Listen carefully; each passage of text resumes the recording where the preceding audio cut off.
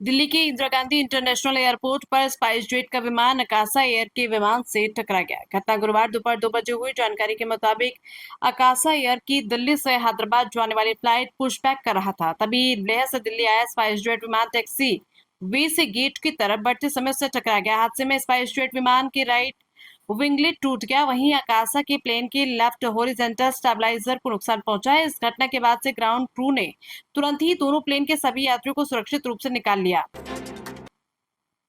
संसद के विशेष सत्र के दौरान केंद्र सरकार ने गुरुवार को लोकसभा में महिला आरक्षण से जुड़े संशोधन बिल पेश किए। प्रधानमंत्री मोदी ने स्पीच के दौरान अखिलेश यादव को अपना दोस्त कहा। वहीं राहुल गांधी ने जब केसी वेणुगोपाल से कहा कि आपका माइक बंद है, तो स्पीकर ने कहा माइक सिर्फ आपका बंद होता है, उनका चालू है। इसके बाद दोनों मुस्कुराने लगे।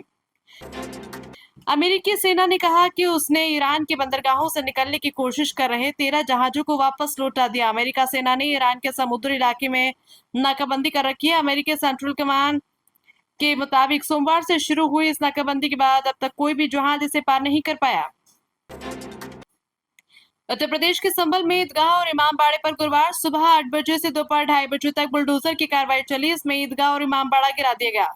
इमामबाड़े को तोड़ने के लिए 4 बुलडोजर लगे। मौके पर 5 थानों की पुलिस फोर्स, एक कंपनी पीएससी तैनात रही। इसी बीच गांव के लोग मौके पर जुट गए।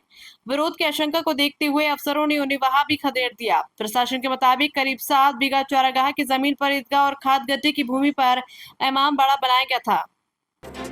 पश्चिम बंगाल के कूच बिहार के दनहाटा की चुनावी रैली में ममता बनर्जी ने कहा कि भाजपा चुनाव के दौरान बम लगाने की योजना बना रही है, जांच के लिए एनआईए को लाएगी। तमिलनाडु चुनाव के लिए तमिलगा बैटरी कजगम टीवीके के प्रमुख और एक्टर विजय ने गुरुवार को पार्टी के मैनिफेस्टो जारी किया। इसमें महिलाओं को साल में 6 गैस सिलेंडर फ्री और 60 साल की उम्र की महिलाओं को हर महीने 2500 रुपए देने का वादा किया गया। राजस्थान, मध्य प्रदेश, उत्तर प्रदेश, छत्तीसगढ़, दिल्ली, तेलंगाना और आंध्र प्रदेश में पिछले 2 दिन से पारा 40 डिग्री से 44 डिग्री सेल्सियस के बीच बना हुआ है। बुधवार को राजस्थान के बाड़मेर में 42.8 डिग्री सेल्सियस, मध्य प्रदेश के नौगांव में 42.6 डिग्री, उत्तर प्रदेश के बांदा में 44.6 डिग्री, महाराष्ट्र के अकोला में 44.2 डिग्री सेल्सियस, छत्तीसगढ़ के राजनांदगांव में 43.6 डिग्री और आंध्र प्रदेश के अनंतपुर में 43.4 डिग्री सेल्सियस दर्ज हुआ। गर्मी के चलते मध्य प्रदेश के बुरहानपुर, हरिद्वार, रतलाम में स्कूलों का समय बदल दिया गया है। महाराष्ट्र के वर्धा में गुरुवार को सभी स्कूल बंद रखने के निर्देश हैं। छत्तीसगढ़ में 20 अप्रैल के बाद स्कूल बंद रखने के आदेश दिए गए हैं।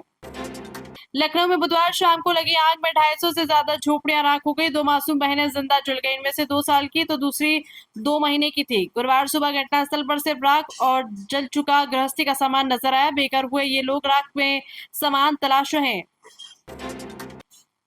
सोना चांदी के दाम में आज यानी 16 अप्रैल को लगातार दूसरे दिन तेजी रही। India Boolean and jeweller association के अनुसार 1 किलो चांदी 2273 रुपए बढ़कर 2,51,000 रुपए पर पहुंच गई। इससे पहले बुधवार को इसकी कीमत 2,49,000 रुपए प्रति किलो थी। वहीं 10 ग्राम 24 कैरेट सोना 241 रुपए बढ़कर 153 रुपए पर पहुंच गए। इससे पहले 15 अप्रैल को इसकी कीमत 1,52,865 रुपए प्रति 10 ग्राम थी। बीते 2 दिन में सोना 3,095 और चांदी 14,311 रुपए महंगी हुई। आज यानी गुरुवार को 16 अप्रैल को सेंसेक्स 123 अंक 0.16% की गिरावट के साथ 77,990 पर बंद हुआ। निफ्टी में भी 35 अंकों 0.14% की गिरावट रही। ये 24,197 के स्तर पर आ गया। आज के कारोबार में मेटल और आईटी शेयरों में खरीदारी रही, जबकि ऑटो और प्राइवेट बैंक में सबसे ज्यादा बेकाबली रही।